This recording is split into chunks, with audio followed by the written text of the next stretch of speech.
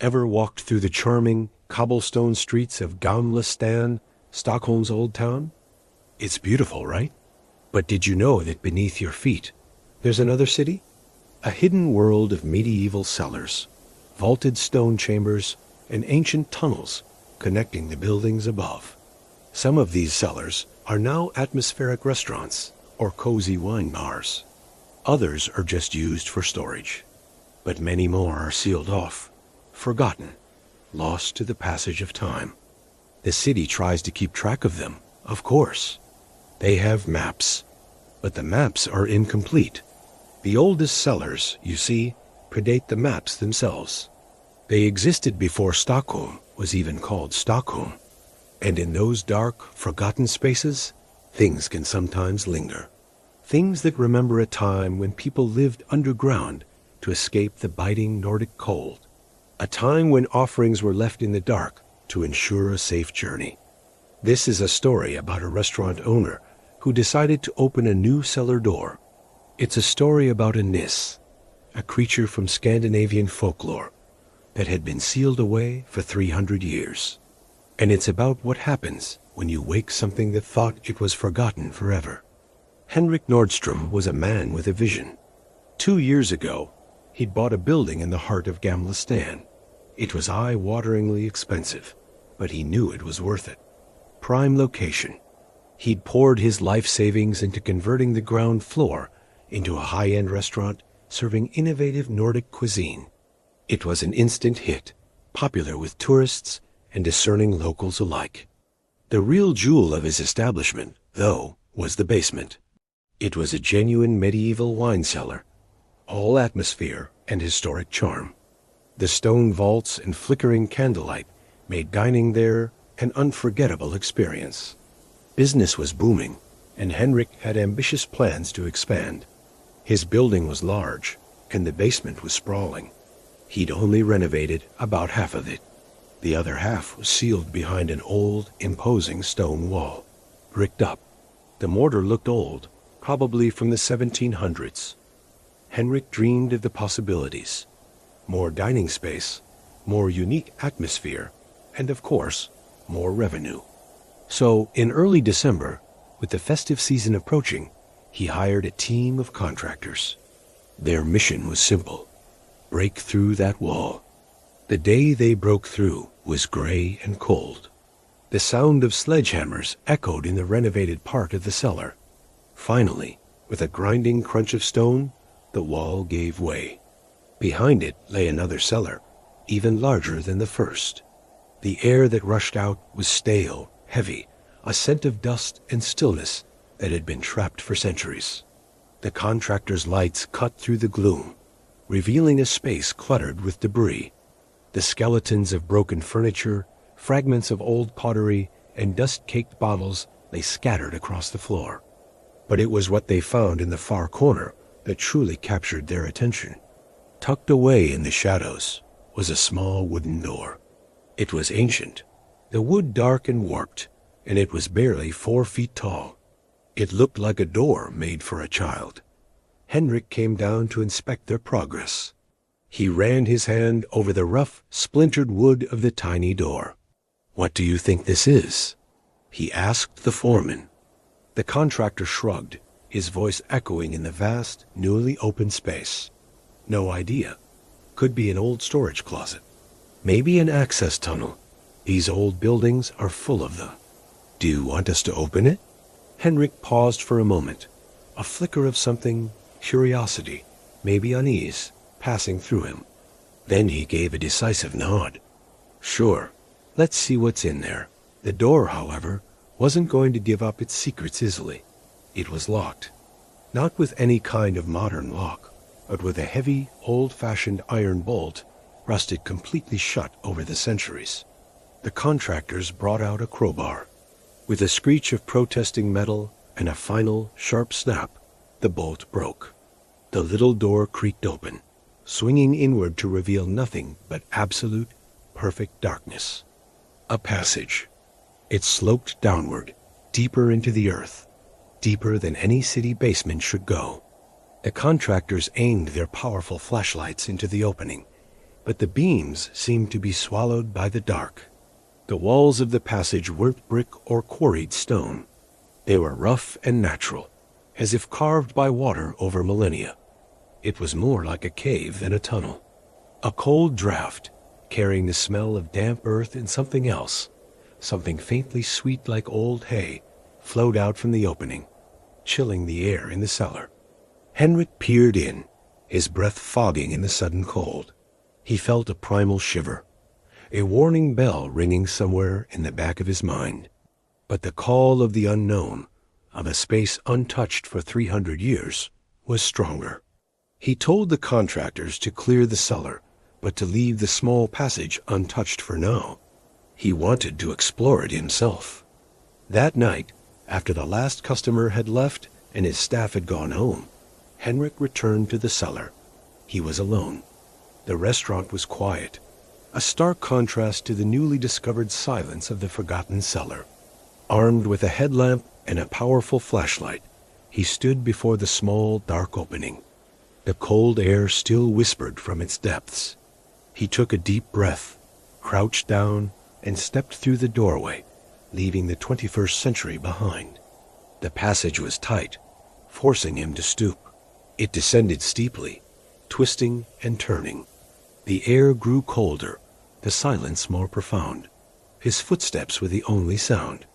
After about 50 feet, the passage opened into a small, circular chamber, no bigger than a walk-in closet.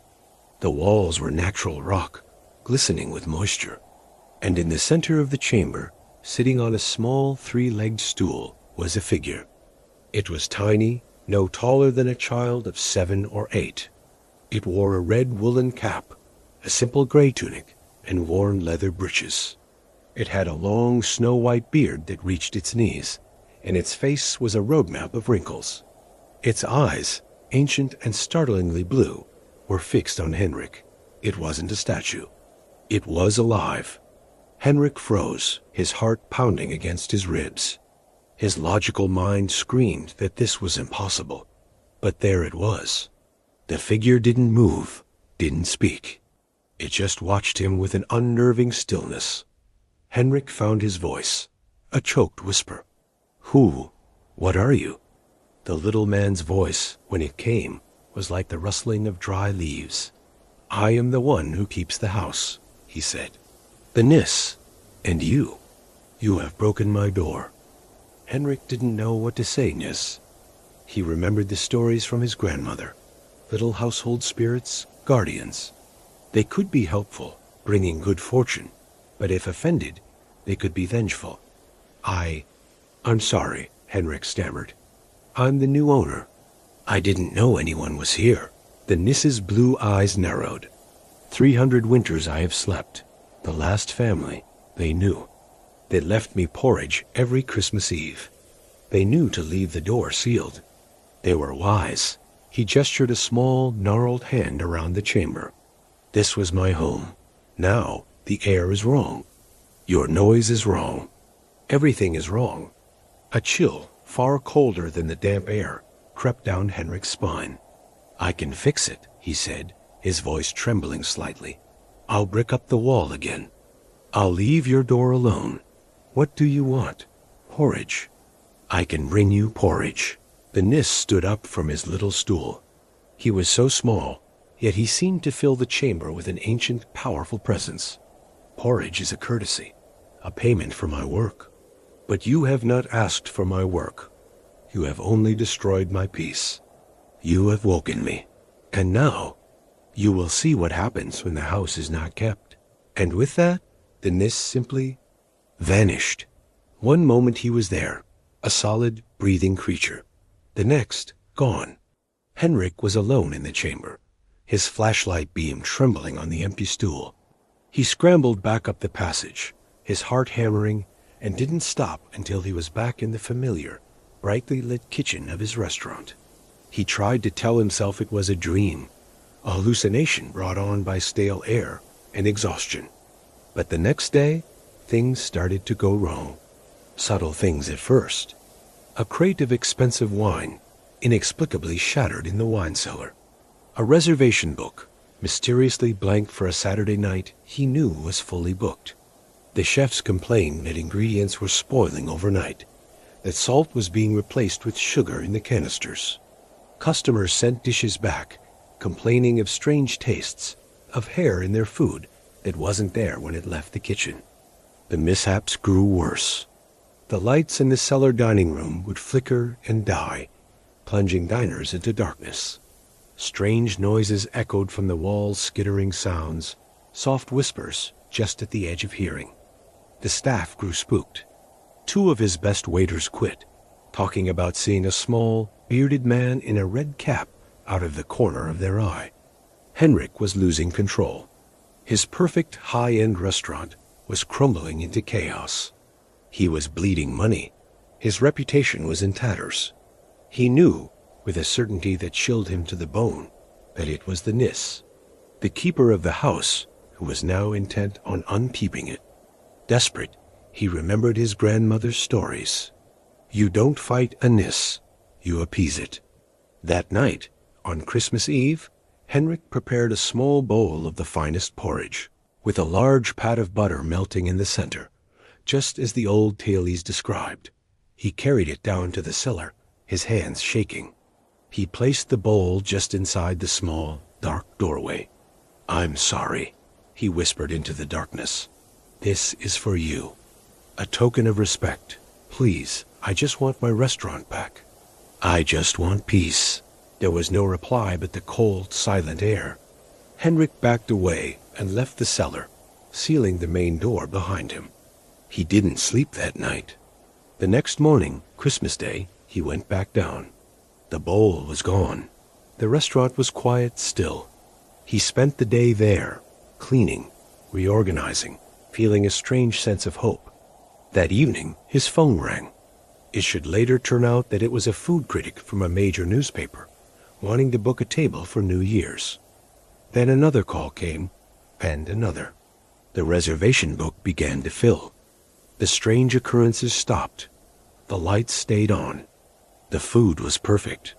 His staff, the ones who remained, felt a change in the atmosphere.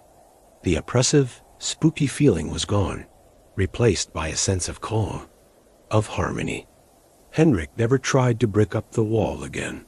He left the forgotten cellar and its tiny door untouched. And every single Christmas Eve, without fail, a bowl of warm porridge with a generous pat of butter is left just inside that dark, sloping passage. The house is kept.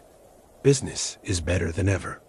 And Henrik Nordstrom, a man of modern tastes and ambition, now understands that some old doors are best left unopened, and some old ways are best respected, because sometimes the things we forget have the longest memories of all. Thanks for watching.